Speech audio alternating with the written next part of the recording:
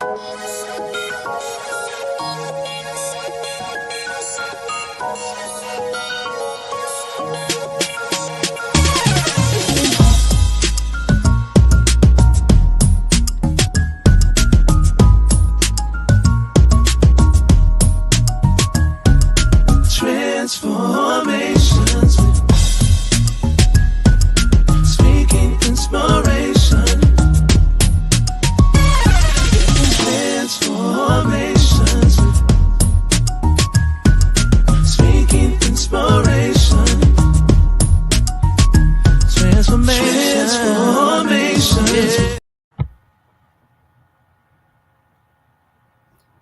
Hey, welcome to the Hush No More podcast. And I am not Leslie Johnson, but I am your guest host, Brittany B, formerly the host of Indie.Penned.It Radio, the owner and operator of Beyond Music, and the brand manager for Hush No More. And today I will be interviewing Miss Leslie Johnson herself. Hey, girl, hey. Hey. We're going to cover a whole lot pertaining to her career, her company, Hush No More, and the current state of the WNBA and so much more. But for now, we're going to get into, so if y'all watch, Leslie does like this tribute to all of her guests and do a little bit of highlights. So here's me surprising her a bit. Oh, okay. We're going to Getting stronger. This is how legends are made. Above it all, untouchable. Yes. So this is our very own legend, and we're going to show what makes her legendary with this nice little highlight reel from Purdue University and her time there as a wonderful athlete.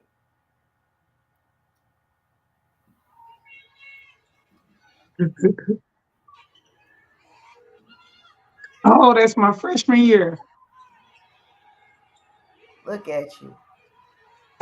Look, I know just enough about basketball to be lethal, but let me find out you out there being a nice little center man. Yeah, so I'm sitting here looking at this. It's bringing back some wonderful memories, as you can see. I guess it'll all come out today, but sometimes I look back with a total different perspective, and I'm seeing some of these plays and moves. If you'll notice, I'm 6 foot. They listed me at 6'2", but you'll see a short, chubby post player that's going against a lot of thin frame 6'5", 6'6", 6'7" women.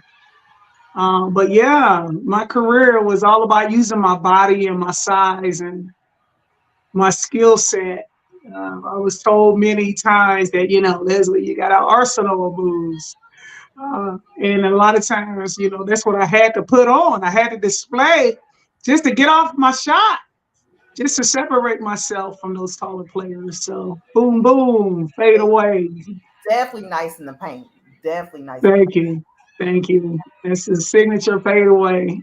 But yeah, a lot of times people thought I was just trying to be cute or showboat or, put on a lot of moves that the Dream himself I watched him do and tried to copy. And but my truth is, a lot of those moves, I did them because if I didn't do them, they blocked my shot. Yeah, you had to do it. Because I was short. And like you said, you did a real good job of throwing your weight around. I had to throw my weight around. So that's the second part to my game. I had to, I learned at an early age, I had to use what I got to get what I want. And so everybody I would play against, like I said, was so much taller. They was so much faster. They all jumped so much higher. But there I was, always a chubby, wide frame kid and individual. And I said, well, they may play above the rim, but everything beneath the rim, I'm going to go to work and make it harder for them. And so I guess one fact that I'm really happy about, I could say, is that, being undersized, I truly don't recall any more than two, maybe there's a third time out there that, my opponent ever blocked my shot. And that's high school, college to the pros. It was rare. And so, teams would look at me and think they was going to throw my stuff, but, I had to outsmart them, outmaneuver them, use my body. And so that's what you're looking at. Yeah. But I guess you don't really have to play it all the way through. Yeah, but Thank also, you. before we cut it off though, like even though frame wise, you're bigger than the average player, you did a good job. Like I always almost call you Twinkle Toes because you did your thing with that footwork too. Like I said, I'm not like an average basketball fan, but I know enough to know enough, and you did good. Listen, some called it my famous footwork.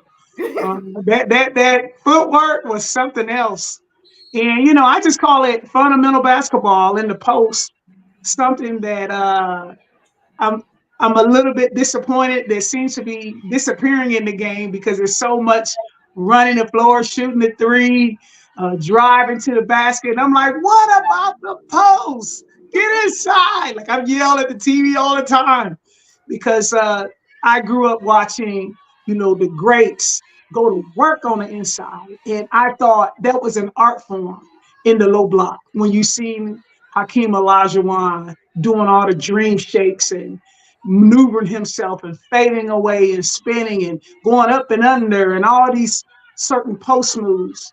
And, I enjoy, like I said, the art of the post. I got my nickname, Baby Barkley, because Charles Barkley was short, but he used his size. He had quick footwork. And so people saw that resemblance. And so, look at me. Look at the big girl spin on them. Yeah. That spin was definitely nice. I had these really good footwork. And so a lot of practice, a lot of studying. But it was I was very deceptive. That was a word they often threw around. She's so deceptively quick.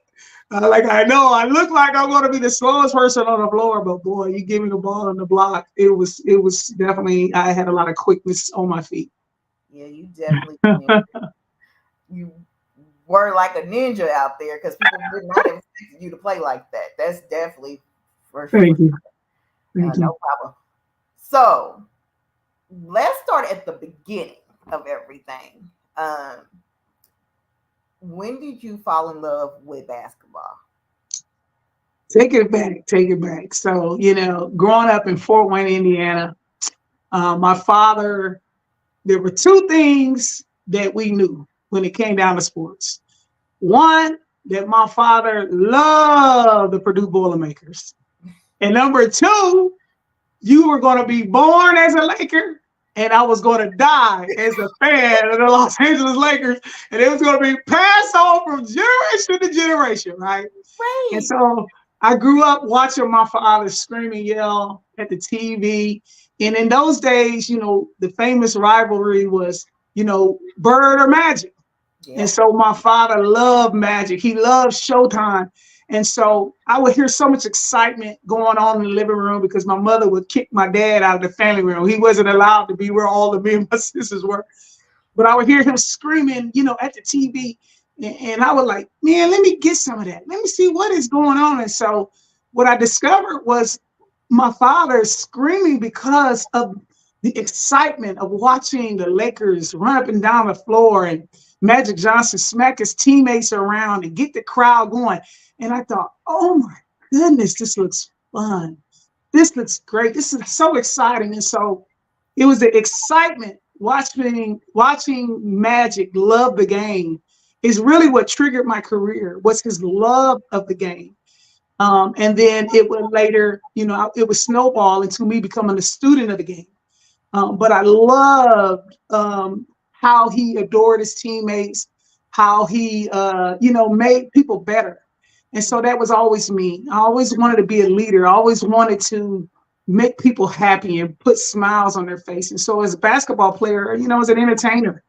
And so that was what got me started. And I will briefly just let you know, from that moment, it went from watching all the games, any game, like I was just, like I said, a fan, to just shooting the basketball on my parents' roof of the house, because I didn't have a goal, but I had an imaginary rim in my head that I just started shooting and shooting and shooting.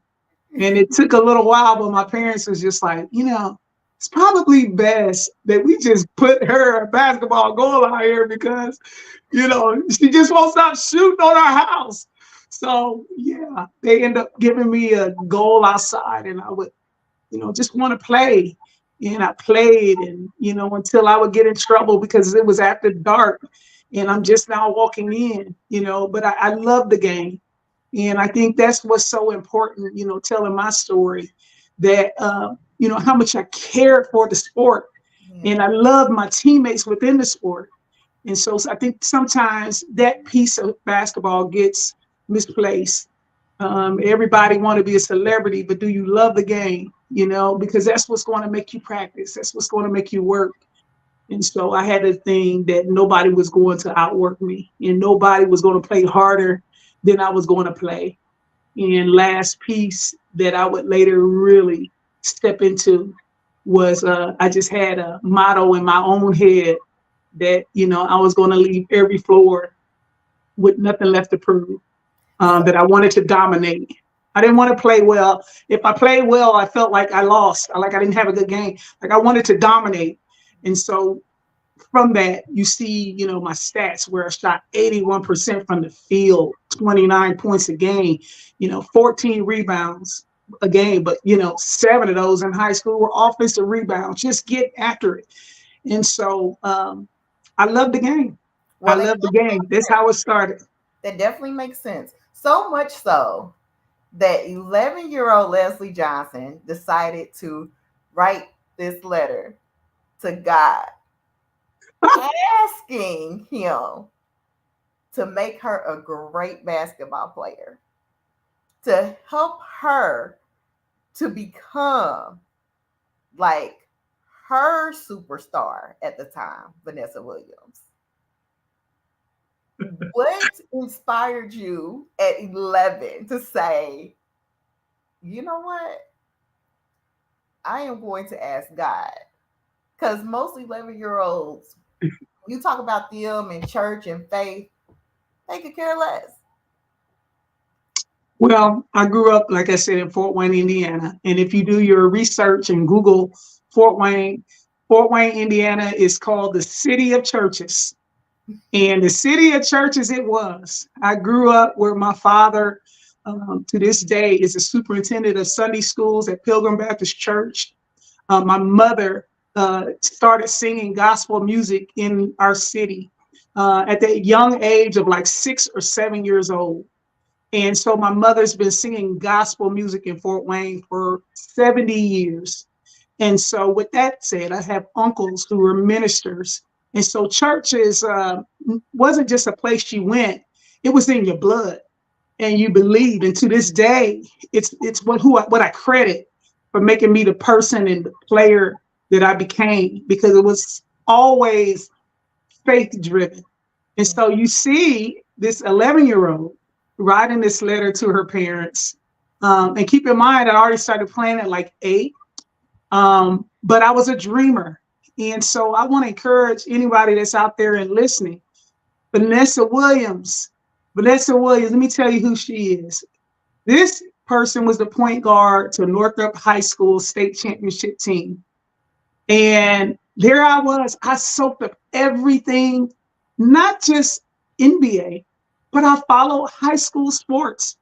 And so these young kids is out here playing and thinking that what they do don't matter that much. Oh no. Those people like Vanessa Williams and Lori Meinerding and Jenny Bull, who won that state championship, I watched them, I studied them. And when they won, I was like, man, I want to be great like them. And so that was never shade to Vanessa when I was only 11, but that was her impact.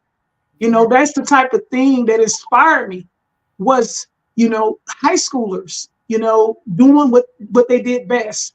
And so that's why she was the bar, and that North team was the bar. Like I wanted some of that. I want to be able to contribute to my city and make my city proud too, and bring them a state title. It didn't happen, but I tell you what, a whole lot of great things happen in the process trying to get there. And so that's why that name gets dropped. But also me saying, God, be with me. And so going to Sunday school, being there every Sunday, like I said, because my father was a superintendent, it just came with life. And so you didn't just go to church, but you read and you studied the Bible. And at a young age, I started reading scripture that said I was more than a conqueror, that I could do all things through Christ who strengthens me.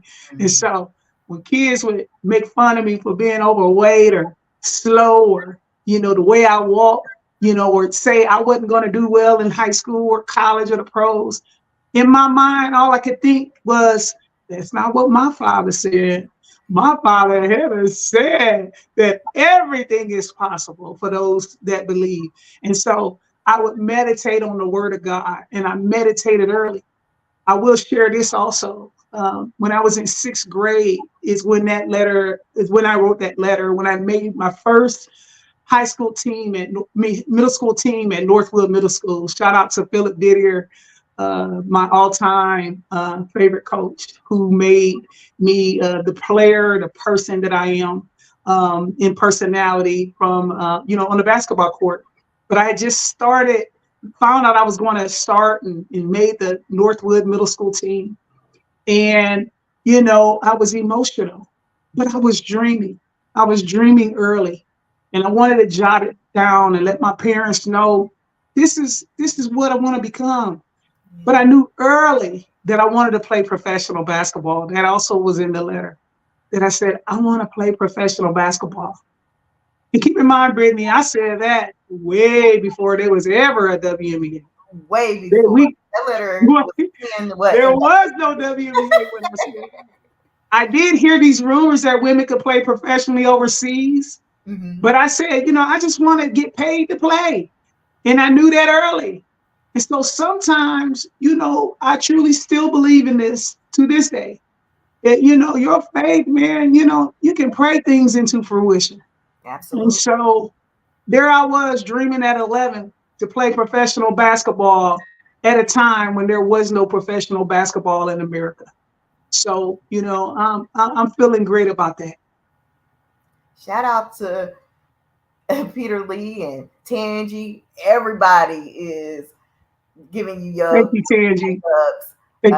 With that, because you were a great player, absolutely. And to be able to manifest, like you said, like a lot of times we don't realize that when we're speaking to our own spirits, how much we're impacting everything on a greater scale, because you are a piece of a great big puzzle.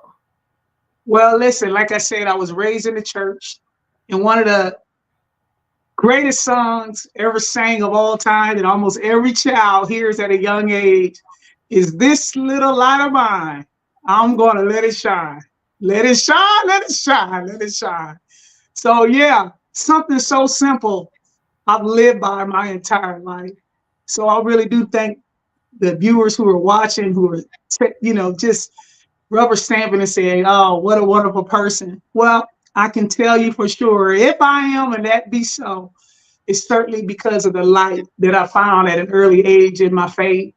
And, all those prayer warriors and Bible study teachers that were saying, let your light shine everywhere you go, let it shine. And so I've done my best to continue that tradition. Awesome. So let's navigate through the earlier parts of your career. So like you said, in middle school, you made the team. You went to play for Northrop High and did outstanding there, of course, holding a lot of records for your high school. You also were a part of quite a few AAU teams where you also were a star. And then you graduated high school and went to Purdue University. Well, let's pause. because there's a lot to unpack in the few points you just made. First of all, I want to say shout out to Tiffany Gooden. Tiffany Gooden was and is a local legend in Fort Wayne, Indiana. Me and Tiffany were the first members of the AAU Decatur Thunderbird team. And I'm going all the way back to 88 at a time when there were no AAU teams, boys or girls, in the Fort Wayne area. And so Decatur saw these two young middle schoolers that were tearing it up, and they invited us in. And in our first year, we won the state title, me being the state MVP from that sixth grade summer. And me and Tiffany would go on and win, national titles for the AAU Decatur Thunderbirds, for More Magic. And it was unprecedented. And so I really wanted to make sure I paused there because we were setting unprecedented lines and boundaries and things that to this day, everybody seems like plays AAUs. Everybody finds an AAU team to get on. Well, you know what? It didn't even exist until Leslie and Tiffany Gooden shined a light. And when we won the national title, people started going, oh, what is this AAUs? What is it about? And so Fort Wayne needs to know that and be proud of that it was two young girls that brought that history into our city and won the state and the nationals with it. And so at the young age of under the 11 and under, 13 and under, all the way through for every year I played in AAUs, I was an All-American.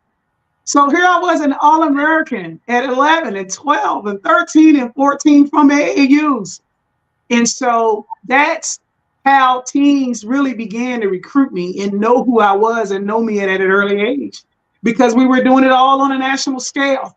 Oh, yeah. And so at Northrop, yes, I had a great career, 18 high school records that still stand to this day. But I also was ranked as the best center in America out of high school. And with that said, again, I want to make sure I unpack that. At that time, the teams to go play for were USC, Louisiana Tech, Texas. Those were your elite schools. Mm-hmm. Really, very few to almost none stayed home and went to Purdue, especially. Notre Dame was non-existent with success in women's basketball. IU wasn't doing much, hadn't been very successful in women's basketball. But it was the moment that me and a few other freshmen, Janon Rowland, Lampley, Danielle McCulley, Nikki Taggart Collins, we were this Fab Four freshman class. But I chose Purdue University, marched them straight to the Final Four, national freshman year, All-American as a freshman. A lot of things was just magical. But yeah, it all began early from Fort Wayne. And one more shout out I got to give it to Tiffany. Me and Tiffany was on the same team, and we made each other better in practice, but then we competed against each other through high school, pushed each other, and we were like the Larry Bird and Magic Johnson, through competition. I see her points go up. They made me take my points up. I get more rebounds. So we increase because of one another. And so it's always love for Tiffany Gooden for the things that we pushed each other to become. And so Purdue, yep, as a freshman, National Freshman of the Year, first team All-American, leads Purdue to their first ever Final Four. And with that, we did become the first team in Indiana history for women's basketball to reach a Final Four. That is amazing. Actually, you guys are celebrating 30 years. That happened 30 years ago. So congratulations on that feat. Time flies. That's amazing. Time flies. That is amazing. Thank you. So how did that feel at that time? Like as a freshman, because, a lot of times freshmen in no matter what level you're in, like you're at the bottom of the barrel. You don't necessarily get to play with the big leagues. You don't get to play in time. Like you have to compete to even get on the floor. So what was that like as a freshman? Well, like as I said, when I came out of high school, I was ranked the #1 center in the country. And so I had offers from Connecticut. I had offers from USC. I had, Louisiana Tech really wanted me there. And matter of fact, Iowa, who's now in the headlines. And, Iowa USC was part of my visits. I turned all those schools down to go to Purdue University. But when I got there, the expectation for myself was high. I wanted to lead Purdue to their first ever Final Four. I said it on day one. But what was crazy was that a lot of people just didn't believe. It's like, no way, Purdue has never gone that far. It can't happen. But from an early age, I've always said it can be done. If it can be done, why not me? Give me the ball. Let me lead. I'll take us to where we got to go. And so I've always had that confidence that, again, came from my faith. And I did that as a freshman. And when we marched straight to the Final Four, what it was like, it felt like a dream. It felt like, a dream fulfilled, because we had done what almost everybody said was impossible. And we did it in my first year there. And so I'm going to see where your questioning goes from here, because my freshman year to my sophomore year becomes a different story. It becomes a different story. Yeah. So let's actually head on down that road. Okay. So freshman year, life is grand. You are the woman. And yes. You go through your downtime, your off season, and then what happens? And so when you say that I was the woman, I wish I could explain how much the woman at that time that I was. There were Baby Bark t-shirts everywhere in West Lafayette. I was featured in USA Today. I was featured in every major newspaper. When they talked about Purdue, it was Leslie Johnson, Baby Barkley. And so when we went to the Final Four, I got it just elevated even more at a time when there was no NIL agreement. So I never made a dime. Oh. But let me say this, it was unreal. And so what I wanted was to lead Purdue to the Final Four. What I wanted was to make Fort Wayne proud, make my family proud, put Purdue on the map. And I wanted it so bad. But when I got there, what I wasn't prepared for is what happens next. And so people prepare you a lot of times for, if things go wrong, this is how you handle yourself. But what I never was prepared for, but what happens when things are so successful that you're overwhelmed. And so as much as I wanted it, the fact remained that there I was, 19 years old, first team All-American. And every newspaper in the nation did, mention me in some form, especially once the National Freshman of the Years and the All-Americans and all those things started coming out. And I started everywhere I went, people wanted autographs. It really was a thing with me and the big dog at that time. And I didn't know how to handle that stardom. I didn't know how to handle all that success. And so what it made me do is I just wanted to be normal. Yeah. And so I isolated a lot that summer, because everywhere I was going, people wanted to talk basketball, and I really didn't want to talk basketball. I just wanted to be a college kid. And so it made me isolate a lot, which meant I didn't work as hard. And I would gain a lot of weight that freshman summer. I gained about 45 to 50 pounds that summer. When I came back my sophomore year, we did a lot of work to try to get me back in shape. But let me tell you, and I lost a lot of that weight, but, I was always then a step behind.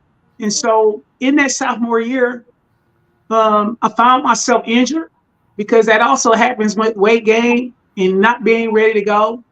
And so it was a very, a lot went wrong in that sophomore year. And a lot of it was my fault. And I own those mistakes.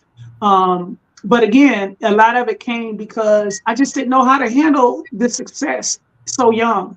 Yeah. And so, like you said, a lot of people are taught how to handle failures. You're told okay, you just get back on the horse, you keep going. You pray your way through, you do this, but you're not taught to be a celebrity. So Well, I really want to hit it because you nailed it. yeah. Get back on the horse and keep going. So my sophomore year, I went from averaging 18 points a game to something like, 11, 12 points a game, which most people as a sophomore, they take that and love that for a D1. But for me, that was a failure.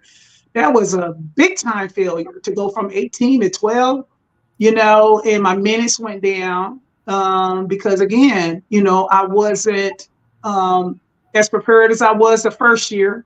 And I didn't want to accept that truth at all. I was just like, no, I should be out here. And then it was just a lot of frustration. And so I also was dealing with some losses that were personal to me that happened back home. There was just so many things that sophomore year that started coming upon me. And so I'm going to tell you what happened and let anybody that want to hear this know that halfway through the season, my sophomore year at Purdue, I decided to step away for personal reasons. And that was the only thing that I would say was personal reasons.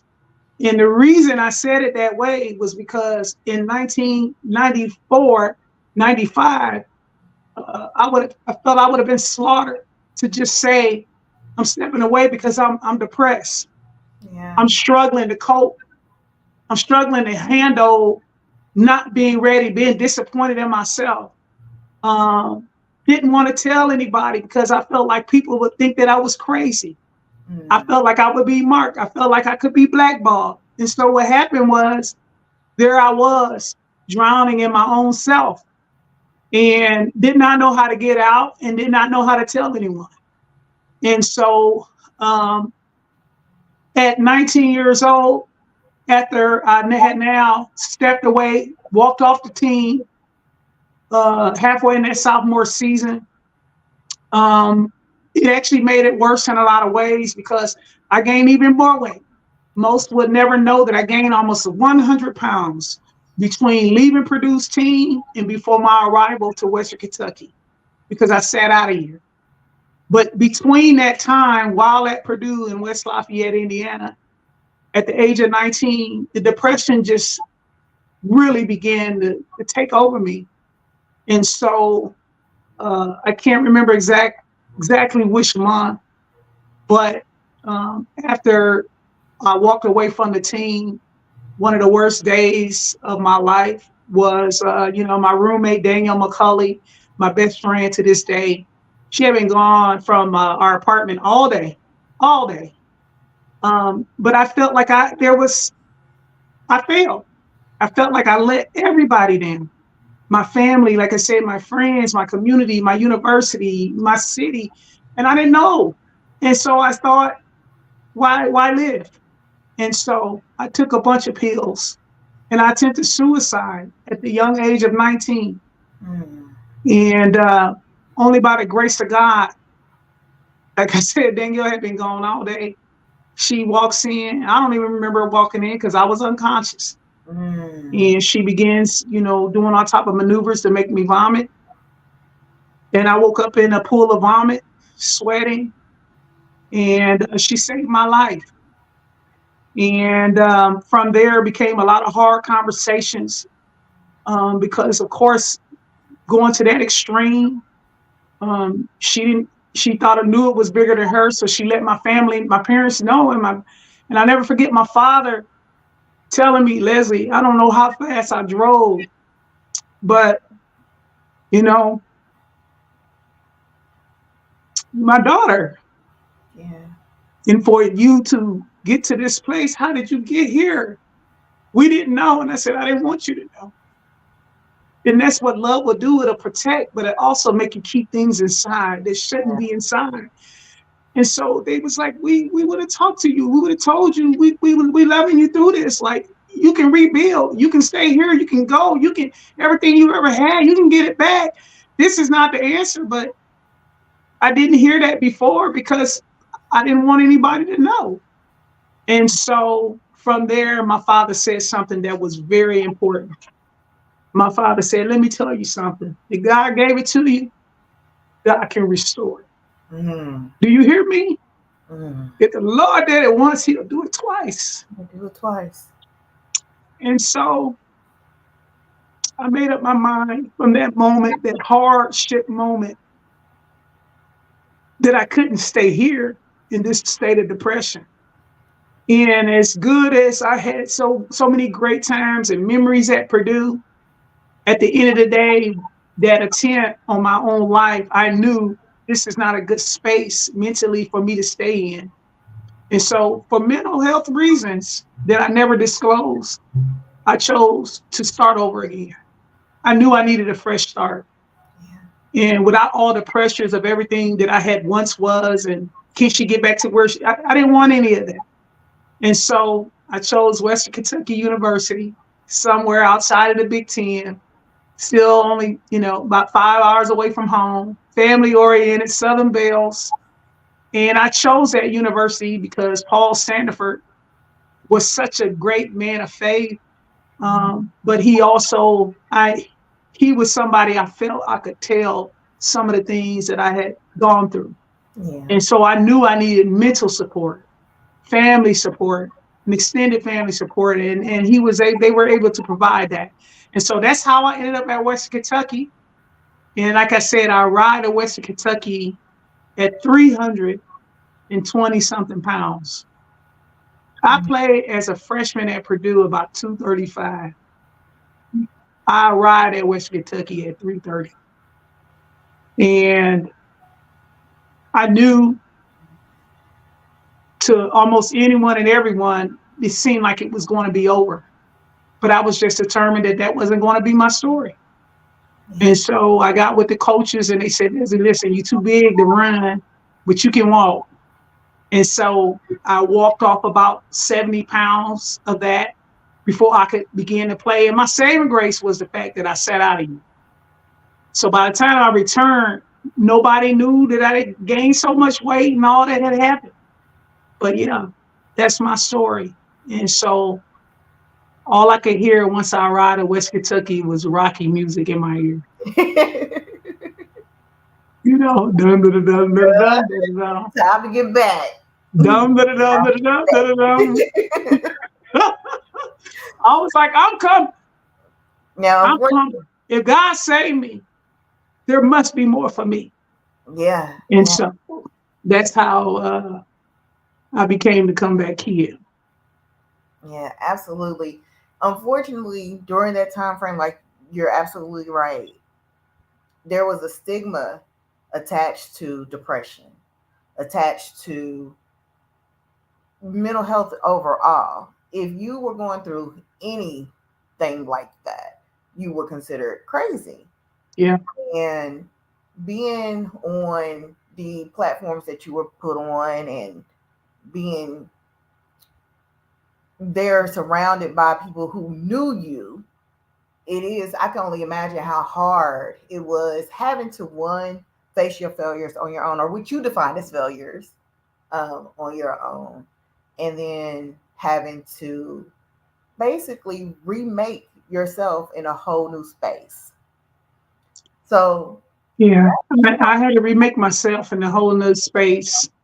But again, that old rugged cross, right? yeah. The old rugged cross. And I cling to it then. And it got me through a lot of hard times. And I just had to turn to scripture to give me the power, to give me the strength. And I would just read about David, doing the unthinkable, slaughtering Goliath. And I would read about things that, should have been, Daniel in the lion's den, where he should have been gone. He should have been, dead. And I knew my story, that I could have been gone. I should have been dead, but grace kept me. And so I started, that was my power. And so I started saying, I can do this. I can do this again. And so by my senior year at Western Kentucky, I'd lost, by the time I walked out of Western Kentucky, I was 215 pounds. I lost over 110 pounds throughout those couple of years at Western Kentucky. I was an All-American again. I was first team all conference on every year I ever played, from high school through every full season that I ever played in college. And just like my father said, that God will restore it. And if he blessed you once, he'll bless you twice and again and again. And that's exactly what he did. And I came back. And so I have to transition that into this. And so, of course, that was not the end of my story. So just when you feel like, oh, you did it, you made it, you overcame so much, you beat depression, the whole nine. Well, I'll never forget my house being full of reporters, us having a pizza party, because the USA Today had just written that I was going to be drafted no later than the second round to the WNBA. And the first round, second, and the third round went. I never was drafted. And as an All-American, I wasn't drafted. And there's a lot of other factors that led into that. Because again, this is only 9 teams in the WNBA at that time. It was so hard to get in. The ABL folded. All the players were trying to come home to this league called the WNBA who were former Olympians. So this was the hardest time ever in the history of women's basketball to make a WNBA, was during that era. But still, everybody projected me to go and be drafted. And so I was not drafted. And with all those people in my house, and I just shook hands with everybody, thanked everybody for coming. And, then I had that Florida Evans moment on Good Time.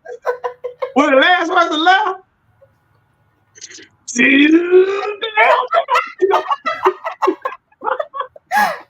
was like, I can't believe what just happened. Everything I worked hard for. I just lost 120 pounds. I was an All-American kid. Then I played great in the trials, WNBA trials. Everybody projected me here and projected me there. I didn't know what happened. Yeah. But I was rejected. And I'll never forget, in that rejection, after crying that night, on my knees when that door shut and the last person left, something came back over me and said, not again.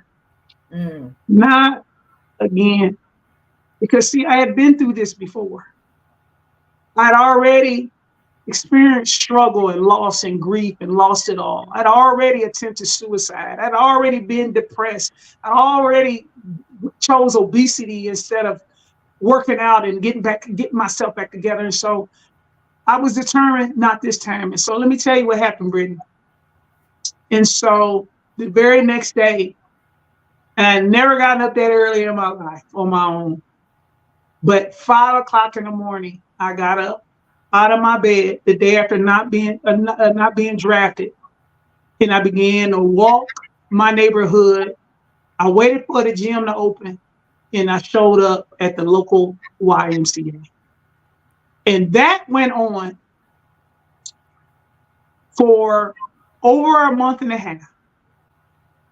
And my story goes like this. So I didn't make it. I just kept saying, well, I'll just go overseas and play professional basketball over there. And I just kept working out. Just a local average Joe. And you can't make this up. The very last day in my apartment at Western Kentucky, the very last day, I closed it up. I drove home, car packed full of all my things from my apartment. And I pulled up in my parents' driveway. But before I could get there, I seen my mother running out. And I'm like, what is mama doing running out the house? What? And then right behind her, there's my dad. And I hear my dad go, Leslie, we've been calling you. We looking for you. I'm like, why? You haven't heard? I'm like, heard what? You haven't heard? I'm like, heard what? Leslie, the WNBA, Washington Mystics call. And tomorrow, you fly out to go play for the Washington Mystics at the Staples Center. Of all places. Against the LA Sparks. And I gotta say that again so people understand this. I just said the day before I was at the local Y. I kept going. The following day, my father was telling me, tomorrow you will play for the WNBA Washington Mystics at the LA Staples Center. So this is part of my mission of why Hush No More came out.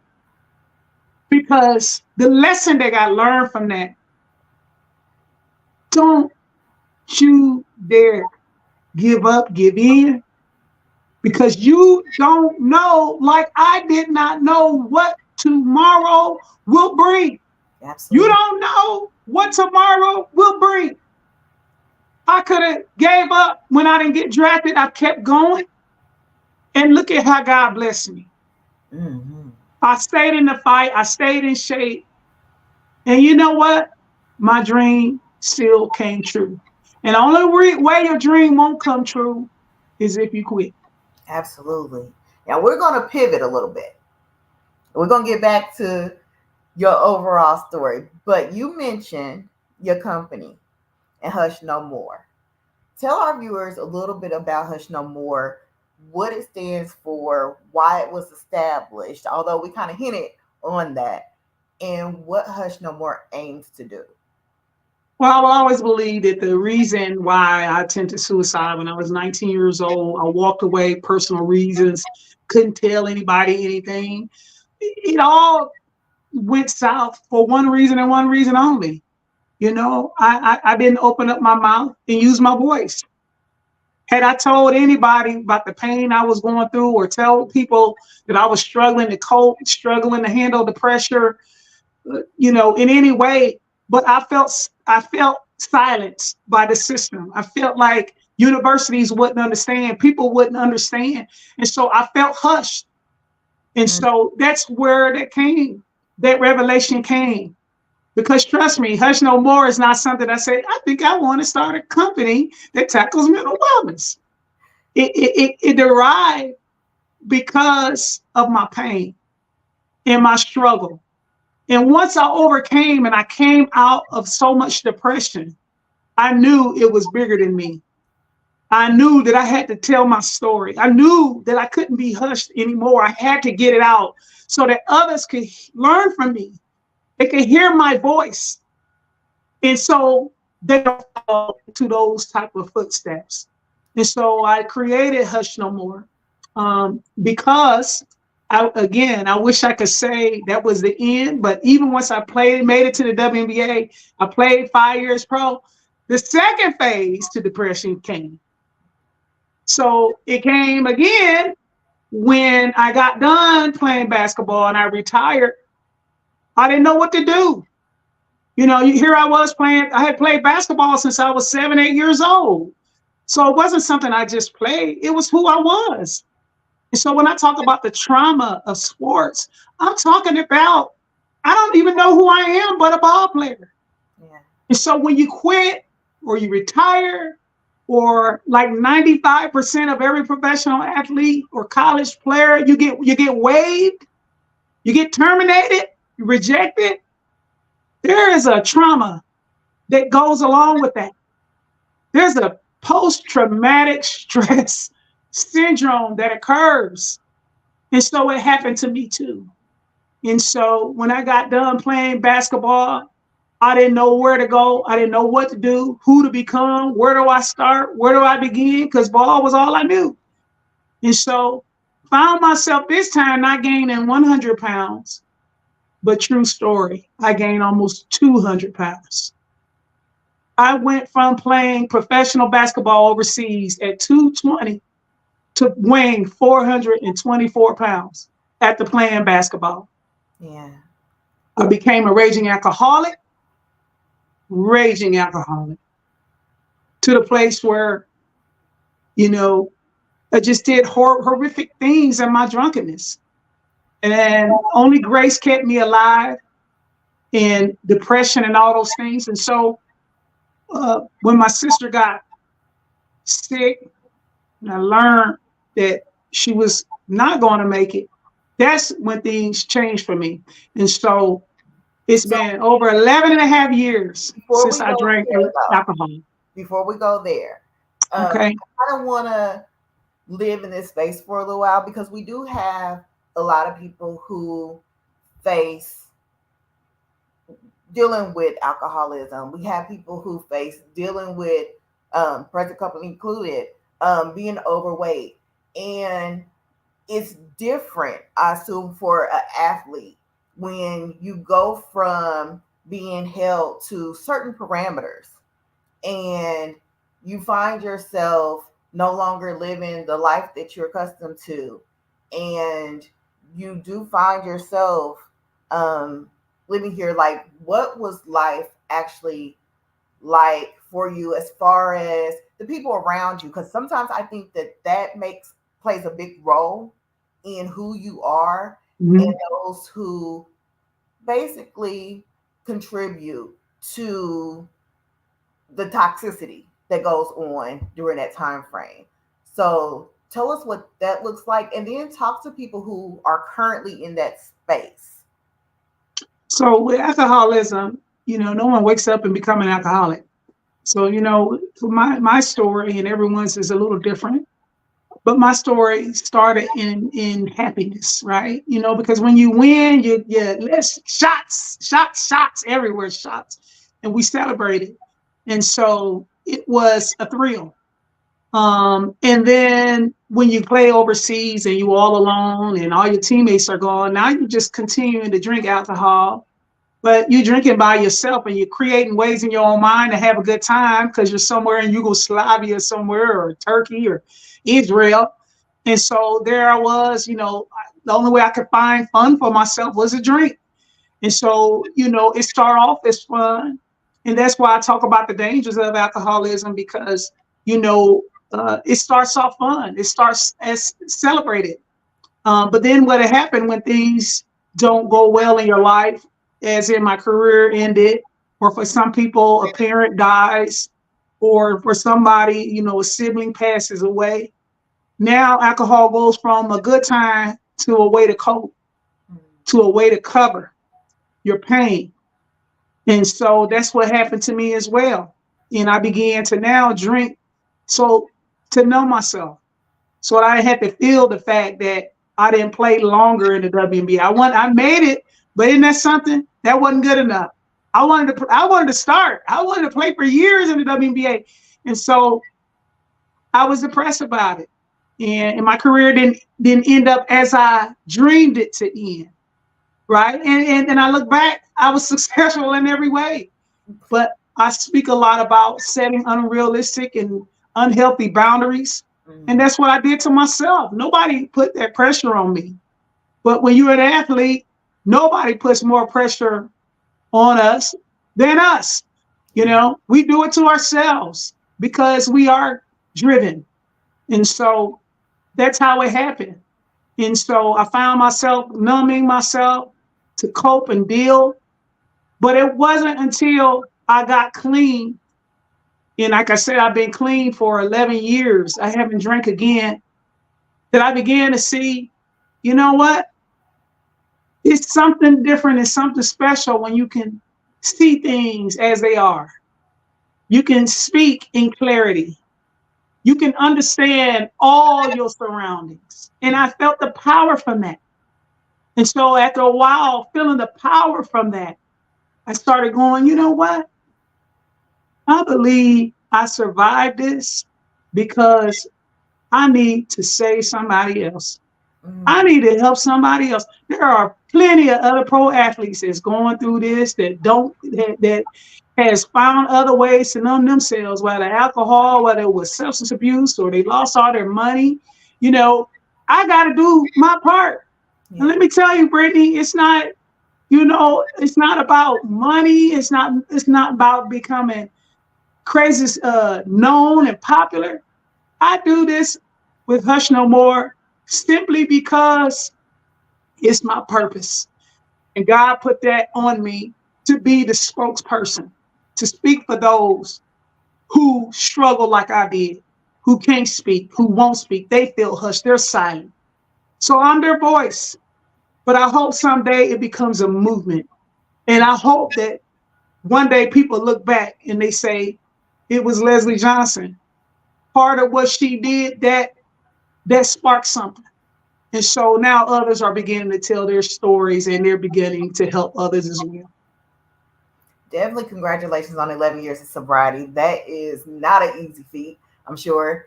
And it's remarkable. So very much congratulations on that. Thank you. Before I interrupted you to have us sit in that moment, because I do think that it's important for us to not only lend ourselves to those who are on the other side, but those who are going through, and let them know that they aren't alone and that somebody definitely relates in the moment. Because a lot of times you get people who are advocates and they speak to the person post, like, I'm here, I understand, but you never really quite get this is what it was like in the midst of. So that's why I wanted you to be able to speak on that part, to speak to those who know that Leslie knows exactly what you feel. But before I had interrupted you, you were lending yourself to your journey, or speaking on your journey of getting to that point of sobriety. You had mentioned your sister. And Hush No More, I am awarded the opportunity to be the brand manager. And I think that as a brand, not only do you allow yourself to be available to people who have experienced different aspects of their lives as far as substance abuse or depression, but another component of what Leslie has gone through and is able to speak to other people about is navigating through grief. So I do want to talk about that part of your life, as comfortable as you are discussing it. Because I think that your sister, and I've never said this to you before, but I think that your sister is your guardian angel in this walk with Hush No More. And she has helped to order. She was there telling God, yes, let's order this for my sister. These are the steps that My sister, Erica Nevette Johnson, when she died, she left my niece, who was 7 years old, who next month will graduate from high school. Beautiful young woman she's become. So much like my sister, Erica. But I started this journey when she was sick. But let me tell you, when my sister died, at that point, I could have just lost it and went back even worse, drinking even harder. But I made up my mind that my life, with the things that I overcame, the grief that I now had landed in my hand, to now face life without my best friend. Erica was my best friend. We talked 2 times a day, sometimes 3 times a day, every day. And she was gone. But I made up in my mind that I was going to make her proud. I made up my mind that everything that I was going to be, starting from that diagnosis, all her diagnoses to this day, that it was going to be for a purpose. It was going to be for a blessing to somebody else. We got a whole movement that's out here. Everybody talk about self-love, so love yourself. It's all good. But the word of God says to deny yourself and take up the cross. Deny yourself and take up the cross. And so my life with this company, Hush No More, I decided I'm going to deny myself, meaning it's not about me. And I'm grieving, but I got to continue to bless somebody else. I'm crying, but I got to keep on blessing somebody else. I'm hurting, but I'm going to keep on blessing somebody else. And so my sister is a guardian angel to me. The spirit of my sister, the love that she would give, the kindness, the motivation, the support she gave me was enough to last me a lifetime. And I still hear her voice in everything that I do. And it's just like, Les, she always told me, she said, Les, ain't nobody like you, sis. Ain't nobody like you. Everywhere you go, people love you. And so, I think of these things, and I just use it as fuel to be better every day. Now, in the midst of you achieving your sobriety, of course, we look at you today, and clearly you are not 400 some odd something pounds. So we know that beforehand you tackled your weight gain in the gym. You, at this point, the YMCA definitely owes you some type of sponsorship or something. Because you did a good job of attending there and getting to where you needed to be. But as far as the weight gain and the now weight loss, tell us how that occurred and what that journey was like. So, I sit there and I look at those pictures. Pastors say this, I'm not where I used to be, but I think I'm not where I need to be. I'm definitely not where I need to be, but I thank God I am not where I used to be. And those pictures and so much of that, that was in 2008, those photos. It's 2024. And what you're looking at in there was Leslie Johnson accepting the help. And let me tell you, I've had my share of people that when I was even that big, 420, say, you a former pro basketball player. Just work out, just walk, just do this, just do that. But people didn't understand how hard it was for me always. Always. I've always been the chubby kid and obese, have obese tendencies. And so when I found myself 420, there were times I dropped down 20, 30. Well, I still got 190 to go, and it became overwhelming. People would say, how could you gain so much weight? Well, lots of beer, lots of eating. But then when I see those pictures, all I see is pain. And what we got to start doing and stop doing in Black America especially is rejecting the help. I should have got counseling at Purdue. I would have never went there. But one thing I'm proud of is the fact that I had gastric bypass. Because I know for a fact that was probably the best decision I ever made in my lifetime. And I'd be dead. I would not be here today had I not got that help, accepted the help. And unfortunately, there are other pro athletes out here who has gotten excessively big, just like the Leslie Johnson story when they got done. But they haven't accepted the help. Sure, they could work out. Sure, they could find other ways. But if it's not working, accept the help. Save your life. They tried to tell me at that time that I was almost a diabetic. And after that surgery, I'm not a diabetic. Never was anywhere near becoming a diabetic since. I was on blood pressure pills. I'm not on blood pressure pills, nothing. So again, cosmetically, I look in the mirror and I'm like, oh, I can stand and lose some more weight. But you know what? That surgery saved my life.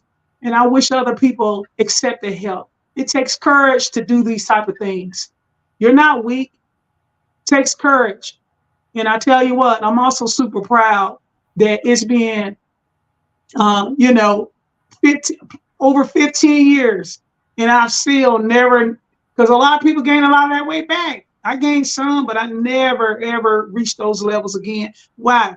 Because I made up my mind that I was going to be better and do better. So accept the help. Accept the help.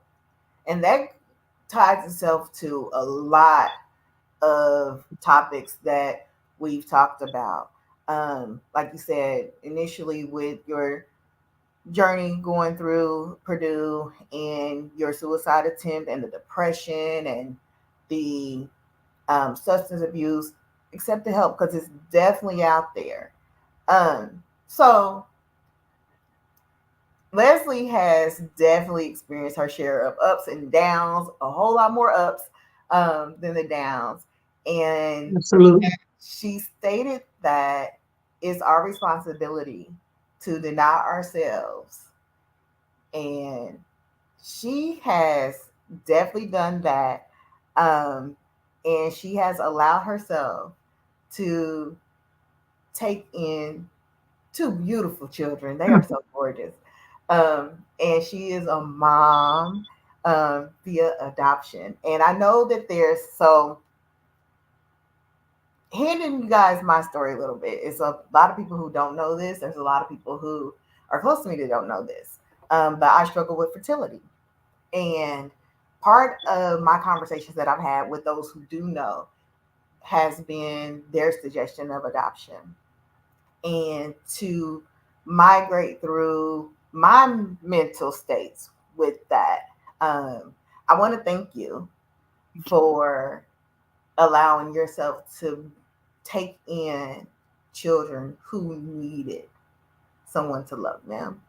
And I want to talk a little bit about that experience from a mental health standpoint, and what that was like. Not necessarily dive deep, but just from a mental standpoint, what that experience has been for you. Yeah, well, listen, God never stops amazing, amazing me. There's a lot of little things like this that happened in my life that put me in that position. But yes, I ended up adopting two amazing boys, Declan and Daniel Johnson. And they both have their share of special needs, because of the biological addictions. And so my weight is heavy. And so when we talk about the fact that I continue to, fight through and, break barriers, I really appreciate you mentioning the adoption because, that's something that takes a lot of prayer, a lot of strategic planning. But boy, if you get to the point of saying yes to raising children that you did not bear, let me tell you, there's no greater gift than that type of love for another and that type of service. And so I deny myself in a lot of things that I could have been doing when they were young, younger than they are now at 9 and 10, so that I could help these kids, love these kids, bless these kids. And so I continue.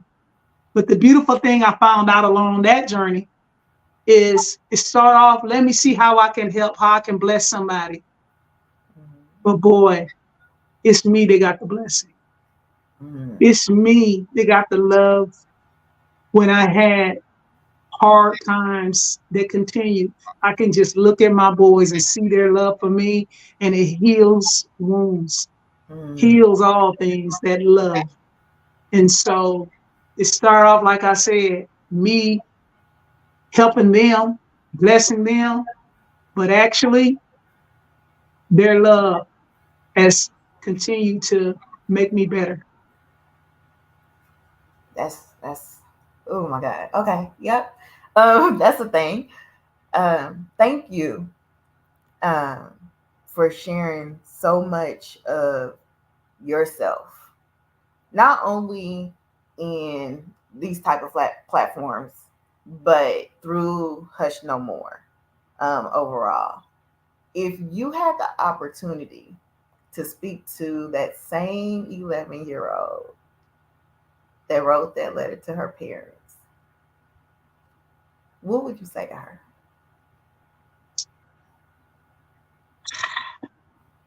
I will have to end with this, but I would say to that 11-year-old, you did it. And you did it because God did it. You kept the faith, you fought the good fight, and now everything is blossoming into fruition. So thank you for having me today. Thank you for having me. This has definitely been a great experience and a great conversation. Thank you. Again, thank you for telling your story. Thank you. Thank you to the listeners and those who are watching and those who will watch. This is Brittany and Miss Leslie Johnson with Hush No More.